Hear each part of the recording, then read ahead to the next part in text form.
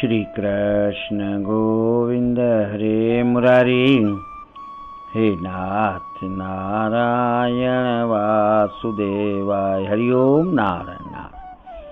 अष्टावक्र गीता प्रकरण 9 सूत्र 6। अनुवाद। जो उपेक्षा, समता और युक्ति द्वारा चैतन्य के सच्चे स्वरूप को जानकर संसार में अपने को तारता है, क्या वह गुरु नहीं है? व्याख्या। पूर्व में कहा गया है कि ज्ञान प्राप्ति के लिए शिष्य की पात्रता ही मुख्य है, गुरु गौण है। गुरु की केवल उपस्थिति आवश्यक है, जिससे घटना घटती है। गुरु कुछ करता नहीं, वह न ज्ञान दे सकता है न मुक्ति, अपितु शिष्य की पात्रता ही इसका कारण होती है। किंतु गुरु की उपस्थिति के बिना यदि घटना घटती है तो वह उससे संभल नहीं सकता। उस स्थिति में गुरु ही संभालता है। किंतु आत्मज्ञान हो जाने पर वह शिष्य स्वयं गुरु हो जाता है। वास्तविक गुरु तो भीतर बैठा आत्मा ही है, अन्य कोई नहीं। उसी गुरु को प्रकट करने में बाहरी गुरु सहायक मात्र होता है। इसीलिए यह बाह्य गुरु निमित्त मात्र होता है एवं आत्मज्ञान के पूर्व ही इसकी आवश्यकता होती है। बाद में स्वयं को भीतरी गुरु प्रकट हो जाने पर इस बाह्य गुरु का भी त्याग कर देना चाहिए।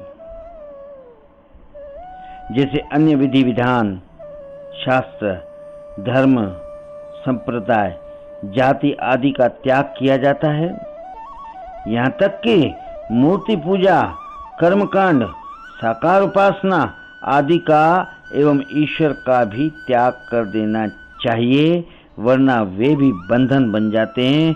जैसे श्री रामकृष्ण परमहंस जी ने काली का त्याग किया था। शंकराचार्य जी इसलिए ईश्वर को भी माया कहकर त्याग करने की बात कहते हैं। बुद्ध ने आत्मा के भी त्याग की बात कही है। इसी प्रकार स्वयं का गुरु प्राप्त होने पर इस बाह्य गुरु का भी त्याग आवश्यक है, वरना जो गुरु मुक्त कराता है वही बाद में बंधन बन जाता है। आत्मा ही हमारा सच्चा गुरु है। बुद्ध इसलिए कहते हैं, अपना प्रकाश स्वयं बनो, अर्थात अपदीपो भव। दूसरों के दीपक से काम नहीं चलेगा। अष्टावक्र जी कहते हैं कि जो किसी भी विधि से, चाहे वह उपेक्षा की हो अथवा समता की हो, चाहे इन संसारी द्वंद्वों की उपेक्षा कर दी जाए अथवा इनको समान मान लिया जाए, कृष्ण ने समता की बात कही है।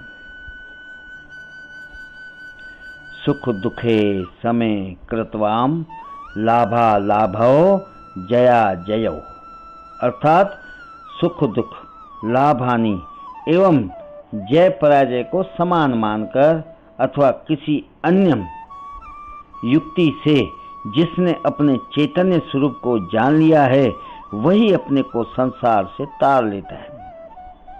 एवं ऐसा ज्ञानी स्वयं गुरु ही है।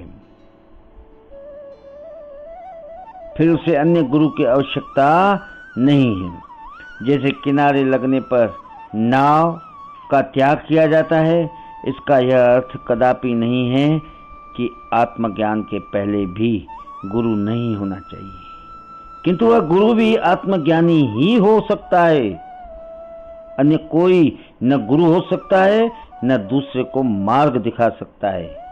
अज्ञानी उपगुरु तो हो सकता है, शिक्षक भी हो सकता है, किंतु वह गुरु नहीं कहला सकता। अज्ञानी उपगुरु तो हो सकता है, शिक्षक भी हो सकता है, किंतु वह गुरु अर्थात सद्गुरु नहीं कहला सकता। श्री कृष्ण गोविंद हरे मुरारी। हे नाथ नारायण वासुदेवाय। हरिओम। नारायण नारायण।